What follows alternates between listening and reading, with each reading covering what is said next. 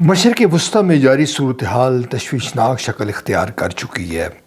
Hamas کے 11 اکتوبر 2023 کے حملے کے بعد جس طرح اسرائیل نے وحشیانہ بمباری کی اور غزہ کو عملاً کھنڈرات بنا کر رکھ دیا، وہ اب کوئی ڈھکا چھپا راز نہیں ہے۔ کم و بیش 33 سے 34 ہزار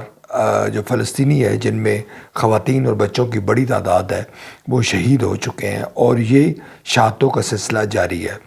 رمضان المبارک جو کہ ایک مقدس مہینہ ہے مسلمانوں کا، اس میں بھی اسرائیل کی جانب سے بمباری جاری رکھی گئی اور پھر عید الفطر کے موقع پر بھی اسرائیل نے مظلوم فلسطینیوں کا قتل عام جاری رکھا۔ امریکہ محض زبانی جمع خرچ کر رہا ہے اور مغربی ممالک ایک تماشائی کا کردار ادا کر رہے ہیں، اور یہ ہم کہہ سکتے ہیں کہ اسرائیلی جو بربریت ہے اس کی عملاً مدد کی جا رہی ہے۔ مسلم جو اشرافیہ ہے وہ بے حس ہے، لا تعلق ہے اور صفاقی کی حد تک اس صورتحال سے لا تعلق ہے، جس کی وجہ سے دنیا کے جو باضمیر لوگ ہیں اور باضمیر مسلمان ہیں، وہ یقیناً اس صورتحال پر کڑ رہے ہیں اور وہ یہ چاہتے ہیں کہ اس مسئلے کا حل ہو۔ اس پس منظر میں 11 اپریل کو اسرائیل نے دمشق میں ایرانی پاسدار انقلاب اور کے لیڈر اور دیگر جو لوگ ہیں ان کو ایرانی قونصل خانے کو نشانہ بنایا اور 13 افراد کو شہید کر دیا۔ اب جو صورتحال ہے وہ بدل گئی ہے اور ایران کی جانب سے مسلسل اسرائیل سے بدلہ لینے کے عزم کا اظہار کیا جا رہا ہے، اور جو خبریں سامنے آ رہی ہیں اس کے مطابق یہ خدشہ ظاہر کیا جا رہا ہے مغربی میڈیا کی جانب سے کہ ایران جو ہے وہ اسرائیل پر ایٹمی حملہ کر سکتا ہے۔ آپ جانتے ہیں کہ اس قسم کی جو خبریں ہیں وہ پھیلانے کا مقصد یقینی طور پر مخصوص مقاصد کا حصول ہوا کرتا ہے، اور یہ بات اب اس سے ڈھکی چھپی نہیں ہے کہ ایران اسرائیل اور امریکہ کے نشانے پر ہے، اور یہ کوشش کی جا رہی ہے کہ کسی طرح سے ایران کو غلطی کرے اور ایران پر بھی اسی طرح سے بربریت کا مظاہرہ کیا جائے جس طرح غزہ پر کیا جائے۔ لبنان کی جو صورتحال ہے وہ بھی آپ جانتے ہیں کہ حزب اللہ کو بھی انوالو کرنے کی کوشش کی جا رہی ہے، اور حوثی قبائل جو ہے وہ آلریڈی نشانے پر ہے۔ یوں ہم یہ کہہ سکتے ہیں کہ مشرق وسطیٰ میں جو جاری جنگ ہے اس کا دائرہ کار وسیع ہو رہا ہے۔ اس تمام صورتحال پر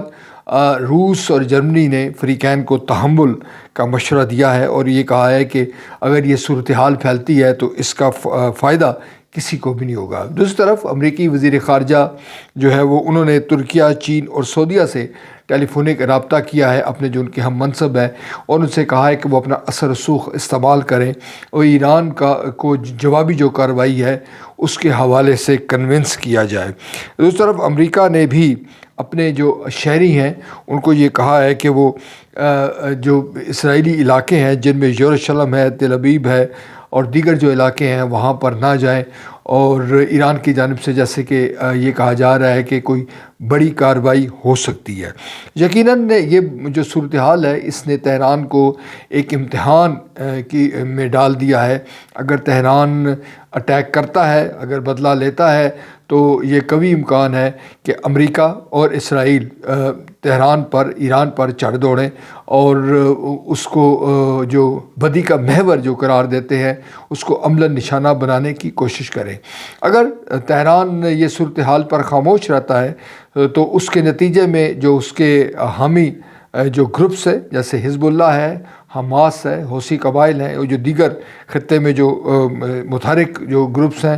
جو مسلح تنظیمیں ہیں، ان کو ایک منفی پیغام جا سکتا ہے۔ اور خود جیسے کہ ہم پہلے بھی شاید ذکر کر چکے ہیں کہ ایران کے اندر بھی جو انقلاب کے خلاف یا جو پاسداران انقلاب کے خلاف جو آوازیں ہیں ان میں شدت پیدا ہو سکتی ہے، اور یہ کہا جا سکتا ہے کہ ایران نے کمزوری کا مظاہرہ کیا۔ اس معاملے کا جو حل ہے بظاہر یہ ہم کہہ سکتے ہیں